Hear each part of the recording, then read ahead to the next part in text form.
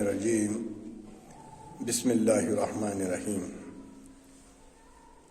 یا ایھا الذین آمنوا اطیعوا اللہ واطیعوا الرسول واولی الامر منکم فإن تنازعتم فی شیء فردوه الی اللہ والرسول ان کنتم تؤمنون باللہ وبالیوم الآخر ذلک خیر واحسن تأویلا اللهم صل على محمد وعلى آل محمد كما صليت على إبراهيم وعلى آل إبراهيم إنك حميد مجيد اللهم بارك على محمد وعلى آل محمد كما باركت على إبراهيم وعلى آل إبراهيم إنك حميد مجيد رب اشرح لي صدري ويسر لي أمري واحلل عقدة من لساني يفقهوا قولي رب زدنا علما سبحانك لا علم لنا الا ما علمتنا انك انت العليم الحكيم آمین یا رب العالمین۔ حمد و ثنا، تعریف، تسبیحات و تحمیدات مالک کل، خالق کائنات وحدہ لا شریک رب کے لیے جس کا کوئی شریک نہیں۔ درود و سلام ہوں کائنات کے امام اعظم، خطیب اعظم، مرشد اعظم حضرت محمد رسول اللہ صلی اللہ علیہ وسلم کی ذات اقدس پر، جنہیں اللہ رب العالمین نے رحمت بنا کر بھیجا، اور قرآن کے اندر اعلان فرمایا وما ارسلناک الا رحمتا للعالمین۔ درود و سلام کے بعد اللہ رب العالمین اپنی رحمت میں جگہ دے صحابہ کرام کو، اولیاء کرام کو، جنہوں نے اس دین حق کو مینوان ہم تک پہنچایا۔ ہم گزشتہ جمعہ سے جو ایک مضمون شروع کیا تھا، انشاءاللہ آج کوشش کریں گے کہ اس کو اختتام پر پہنچا جائے، یعنی اطاعت رسول صلی اللہ علیہ وسلم۔ محمد رسول اللہ صلی اللہ علیہ وسلم کی اطاعت کے بغیر کوئی بھی ہمارا عمل قابل قبول نہیں۔ یہ دیسی بات ہے، عام انداز میں سمجھانے والی بات۔ جو بھی کام محمد رسول اللہ صلی اللہ علیہ وسلم کی اطاعت کے بغیر ہو وہ قبول نہیں ہوگا، چاہے دنیائی معاملات ہوں ہمارے یا عبادات ہوں۔ ہر صورت کے اندر ہم نے اپنی زندگی کے اندر محمد رسول اللہ صلی اللہ علیہ وسلم کی حیات طیبہ سے رہبری حاصل کرنے کے بغیر کوئی چارہ نہیں۔ اللہ رب العالمین اپنی کتاب کے اندر بار بار جہاں پر توحید کا ذکر ہے کہ کائنات کے لوگوں میرا کوئی شریک نہیں، میں اکیلا اس پوری کائنات کا خالق اور مالک ہوں، اے میرے بندو تم مجھ سے ہی مانگو، میں ہی تمہیں دینے والا ہوں، میرے بغیر کائنات کے اندر تمہارا کوئی مشکل کشا نہیں۔ یہ تعلیم جو ہے محمد رسول اللہ صلی اللہ علیہ وسلم نے 13 سال مکہ کے اندر اس کی دعوت دیتے رہے، اور محمد رسول اللہ صلی اللہ علیہ وسلم کا مقام جو ہے وہ بہت اونچا ہے. اگر ہماری زندگی ہزاروں سال ہو جائے اور اس میں ہم صرف محمد رسول اللہ صلی اللہ علیہ وسلم کی تعریف کریں، نعت پڑھیں، وہ زندگی کم پڑ جائے گی. لیکن محمد رسول اللہ صلی اللہ علیہ وسلم کا جو حق ہے امت پر، وہ ادا نہیں ہو سکتا. اب اس کے دو پہلو ہیں. ہم امت وسط ہیں، درمیان والی امت، اور جو ہم نے راستہ اختیار کرنا وہ بھی ہے وسط والا راستہ. کیونکہ یہود و نصارہ جو ہیں وہ افراط اور تفریط کے شکار ہو گئے. نصارہ نے حضرت عیسیٰ علیہ السلام کو اتنا بڑھایا کہ خدا بنا دیا. یہ افراط ہے، یہ زیادتی ہے، یہ پیغمبر علیہ السلام کی توہین ہے. اور یہود نے انبیاء کا درجہ اتنا گھٹا دیا، وہ تفریط کے شکار ہو گئے. لیکن ہم امت وسط ہیں. محمد رسول اللہ صلی اللہ علیہ وسلم نے نصیحت کی اپنی امت کو، اے میرے صحابہ، تم لوگ مجھے اتنا نہیں بڑھانا، نہ زیادہ بڑھانا اور نہ گھٹانا. مجھے اسی مقام پر رکھو جس مقام پر اللہ رب العالمین نے مجھے رکھا ہے. یہ عدل ہے. اور اگر ہم اس میں کم اور زیادہ کرتے ہیں تو یہ ظلم ہے. یہ محمد رسول اللہ صلی اللہ علیہ وسلم کی نافرمانی. کیونکہ ہم زندگی میں جو بھی کام کرتے ہیں اس کا تعلق دنیا سے نہیں ہے، بلکہ ہمیں دنیا کے اندر بھیجا گیا پوری کائنات کی انسانیت کے لیے ماڈل اور نمونہ بنا کر. لیکن آج افسوس کا مقام ہے، آج ہماری وجہ سے اسلام پر انگلیاں اٹھ رہی، ہماری نااہلی کی وجہ سے، ہماری کم علمی کی وجہ سے اسلام پر انگلیاں اٹھ رہی. جو اسلام پوری کائنات کی رہنمائی کے لیے آیا تھا، آج ایک ادنا انسان جو پیشاب کرنے کا طریقہ بھی پتہ نہیں، وہ بھی انگلی اٹھا رہا ہے. وجہ یہ ہے کہ ہم اسلام کو اچھی طرح سے کائنات میں اس کا اصلی نمونہ پیش نہیں کر سکے. ہم اس اسلام پر عمل کرنے میں اتنے کوتاہی کی کہ ایک غیر بھی اب اس پر انگلی اٹھا رہا ہے. بار بار جہاں پر بھی میں خطبے میں جاتا ہوں یہ بات ضرور کہتا ہوں میرے بھائیوں، کل الہ العالمین کے دربار میں پیش ہونا ہے. اللہ رب العالمین پوچھے گا،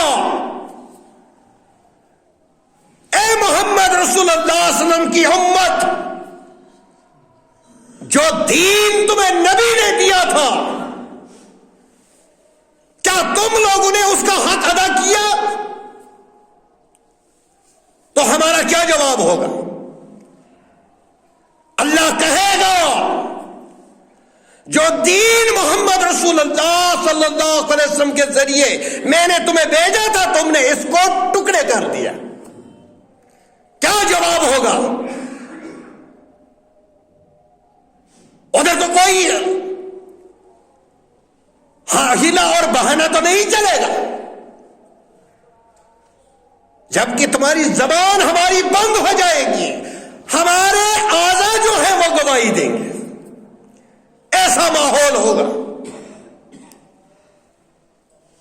تو قریباً قرآن مجید کے اندر 156 مقام ایسے جہاں پر اللہ رب العالمین نے محمد رسول اللہ صلی اللہ علیہ وسلم کی اطاعت کا ذکر کیا۔ ایک جگہ تو حد کر دی، اتنا اللہ رب العالمین نے ہم سے تقاضا کیا، فرمایا وہ من یطیع رسول فقد اطاع اللہ۔ ارے کائنات کے لوگوں، جس نے نبی کی اطاعت کی اس نے اللہ کی اطاعت کی، جو نبی کا فرما بردار ہے وہ اللہ کا فرما بردار ہے۔ اتنا کہنے کے باوجود محمد رسول اللہ صلی اللہ علیہ وسلم پوری زندگی امت کے لیے روتے رہے، لیکن امت کی حالت، کاش امت کی حالت، کیا جواب دیں گے جب ہم روز معاشر کے اندر حوض کوثر پر تو جانا ہے، ہر ایک نے جانا ہے، وہاں پر حوض کوثر کا جام پینے کے لیے جانا ہے۔ اللہ ہمیں جام پلائے، اللہ رب العالمین ہمیں کامیاب کرے، جام پینے میں ہم کامیاب اور کامران ہو جائیں۔ لیکن محمد رسول اللہ صلی اللہ علیہ وسلم کا پہلا سامنا جو ہمارا ہوگا حوض کوثر میں ہوگا۔ کیسے ہم منہ دکھائیں گے؟ آقا ہم نے آپ کے دین کے ساتھ کیا کیا؟ ہم نے کتنا حق ادا کیا؟ ہم دنیائی لاہو لنگر میں مصروف ہو گئے۔ جب ہماری شادی ہوئی نبی کا طریقہ یاد ہی نہیں آیا، جب ہمارے گھر میں کوئی موت ہوئی ہم نبی کے طریقہ کو بھول گئے۔ ہم نے محمد رسول اللہ صلی اللہ علیہ وسلم کا اگر مقام سمجھا ہوتا تو ہماری زندگی کی ایک ایک حرکت نبی کے طریقے سے پوچھ پوچھ کر ہم نے عمل کیا ہوتا۔ کاش وہ صحابہ جو محمد رسول اللہ صلی اللہ علیہ وسلم کے اشاروں پر اپنی جانیں قربان کر دے تھے، اسی لیے تو اللہ رب العالمین نے قرآن میں ان کو کہا رضی اللہ عنہ رضوا عنہ، میں ان سے راضی یا مجھ سے راضی۔ یہ تو ان کو گارنٹی ہے۔ لیکن امت میں کچھ ایسے بھی لوگ آئے جو نعوذ باللہ صحابہ سے بھی بڑھ گئے، صحابہ پر تنقیدیں شروع کر دی۔ سب سے بڑی بدبخت قوم ہے جو اپنے اسلاف کو بھول جائے، جو صحابہ کے ساتھ بے وفائی کرتا ہے وہ محمد رسول اللہ صلی اللہ علیہ وسلم کا وفادار نہیں ہو سکتا۔ جو محمد رسول اللہ صلی اللہ علیہ وسلم کا وفادار بننا چاہتا ہے وہ پہلی فرصت میں صحابہ سے محبت کر لے۔ حضرت علی رضی اللہ تعالیٰ عنہ اہل بیت سے محبت نہ کرنا نفاق کی نشانی ہے۔ اسی طرح سے امیر معاویہ رضی اللہ تعالیٰ عنہ ان کے ساتھ بغض رکھنے سے نفاق آ جاتا ہے، منافق ہو جاتا ہے۔ میرے بھائی یہ صحابہ کا معاملہ، صحابہ نے جب اطاعت کی، صحابہ کے کیا کہنے؟ محمد رسول اللہ صلی اللہ علیہ وسلم ایک بار خطبہ دے رہے، خطبے کے دوران دروازے سے حضرت عبداللہ ابن رواحہ آئے۔ حضرت عبداللہ ابن رواحہ رضی اللہ تعالیٰ عنہ کا ایک پاؤں مسجد کے اندر ایک باہر، نبی صلی اللہ علیہ وسلم نے حکم دیا بیٹھ جاؤ، عبداللہ وہیں پہ بیٹھ گیا۔ حضرت عبداللہ ابن رواحہ رضی اللہ تعالیٰ ادھر ہی بیٹھ گیا۔ ایک پاؤں مسجد کے اندر ایک باہر. جب نبی کی آواز پڑی بیٹھ جاؤ، کانوں میں سے ٹکرائی، ادھری بیٹھ گیا. دوسرا قدم اٹھانے کی ہمت نہیں. یہ ہے اطاعت، یہ ہے فرما برداری اپنے پیغمبر علیہ الصلوۃ والسلام. یہ ہو گیا رہبر اور رہنما، اپنا امام مانا تھا صحابہ نے. نبی کریم صلی اللہ علیہ وسلم کی نظر پڑی، اے عبداللہ تو نے دروازہ بند کر دیا. یا رسول اللہ صلی اللہ علیہ وسلم آپ کا فرمان میرے کانوں سے ٹکرایا، بیٹھ جاؤ. میں بیٹھ گیا. عبداللہ اندر آ کر بیٹھ جانا تھا. یا رسول اللہ صلی اللہ علیہ وسلم ایک قدم میں نے مسجد میں رکھا تھا، کیا پتا اللہ مجھے دوسرا قدم رکھنے دیتا کہ نہیں، میں نافرمانوں میں لکھا جاتا. یہ ہے اطاعت. جب ہماری شادیاں ہوتی ہیں، ڈی جے بھی بجتا ہے، وہ تو بوا ناراض ہو جائے گی، ماسی ناراض ہو جائے گی. جب موت ہو جاتی ہے ہمارے گھر کے اندر، اس وقت بھی عجیب تماشے ہوتے ہیں. ہم یوں ہی نہیں بھیجیں گے. یہ امت جو ہے یہ عدل و انصاف والی امت ہے. یہ محمد رسول اللہ صلی اللہ علیہ وسلم کی امت ہے. ہم سے ہمارا ہی سوال نہیں ہوگا، باقی جتنی قومیں کائنات کے اندر اللہ پوچھے گا کیا ان تک تو نے حق پہنچایا کہ نہیں. ہم تو آپس میں لڑ گئے، ہم تو آپس میں اختلاف کا شکار ہو گئے. ہمیں تو آپس میں نہیں بنی. جس قوم کا قرآن ایک ہو، نبی ایک ہو، اللہ ایک ہو، کعبہ ایک ہو، لیکن وہ متفرق ہو گئی ہے، وہ ٹکڑیوں کے اندر تقسیم ہو گئی ہے. صحابہ میں یہ نہیں تھا، ان کو بھی اختلاف ہو جاتا تھا، وہ بھی تو آخر انسان ہی تھے، لیکن ان کے اختلاف کا فیصلہ اللہ کا قرآن کرتا تھا. نبی کریم صلی اللہ علیہ وسلم کا فرمان حدیث کرتی تھی. لیکن آج دو مسلمان اگر اختلاف کا شکار ہو جائے، وہ اپنا فیصلہ نہیں کرا سکتے. مسجدیں الگ ہو جاتی ہیں، ایک دوسرے کے پیچھے نماز پڑھنا حرام ہو جاتا. اللہ نے نہیں کیا، کسی کے پیچھے نماز پڑھنا حرام نہیں، سوائے جو مشرک و شرک کرتا ہو اس کے پیچھے نماز نہیں ہوگی. باقی اگر مسلمانوں کو آپس میں کوئی اختلاف ہے، نماز ہو جاتی ہے. صحابہ کو اگر باہر کہیں اختلاف ہو جاتا تھا، مارکیٹ میں، گھر میں، مسجد میں جب آ جاتے کندھے سے کندھا ملا کر کھڑے ہو جاتے تھے اللہ کے حضور. لیکن یہ امت ہے، باہر سب کے ساتھ ہمارا کاروبار ہے،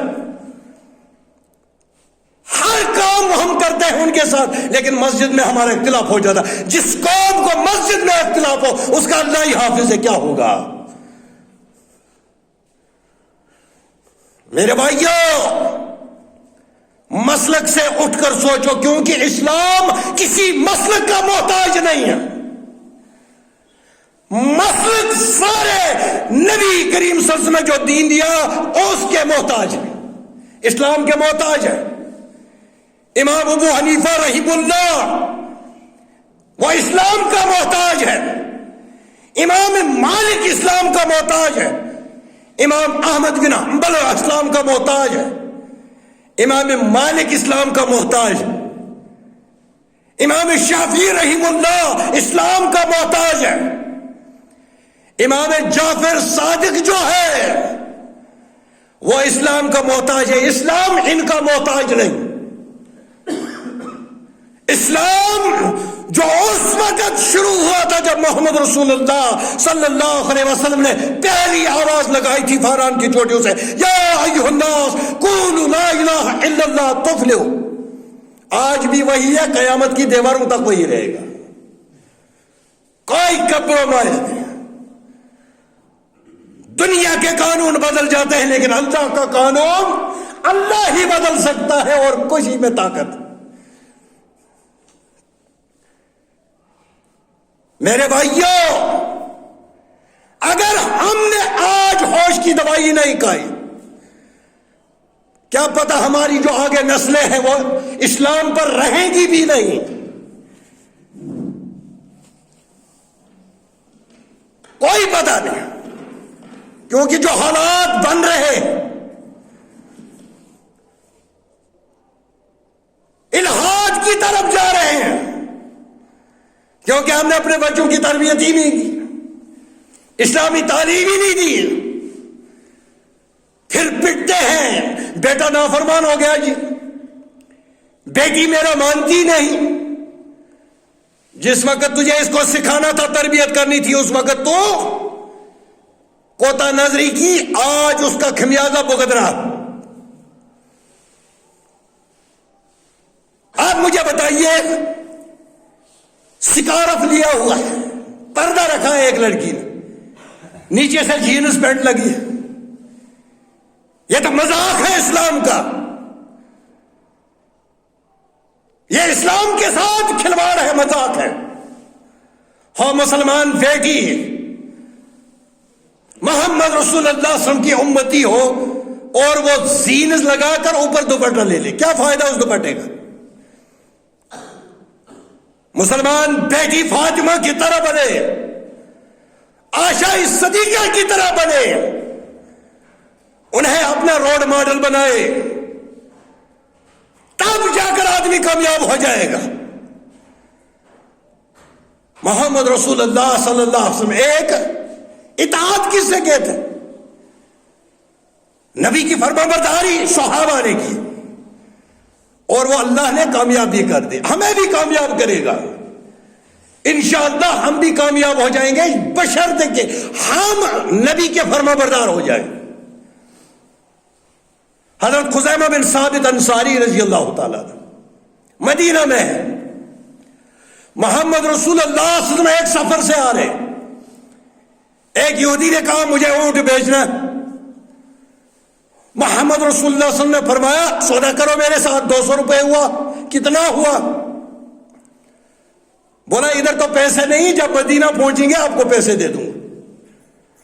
مدینہ کے قریب پہنچ گئے، ایک یہودی آیا، اس نے ڈبل پیسے دے دیے اس اونٹ کے، اسی اونٹ کے جو محمد رسول اللہ صلی اللہ علیہ وسلم کے ساتھ جس کا سودا ہوا تھا.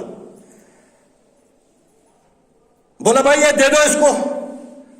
بولا ارے بھائی میرے بھائی، تیرا سودا میرے ساتھ ہوا، پیسے مدینہ میں دے، پہنچتے ہی دے دوں گا، تو وعدے کی خلاف ورزی کیوں کرتا ہے؟ تو یہودی نے ایک دم سے کہا کیا تمہارے پاس کوئی گواہ ہے، شہادت ہے؟ کائنات کے امام سے شہادت طلب کر رہا یہودی.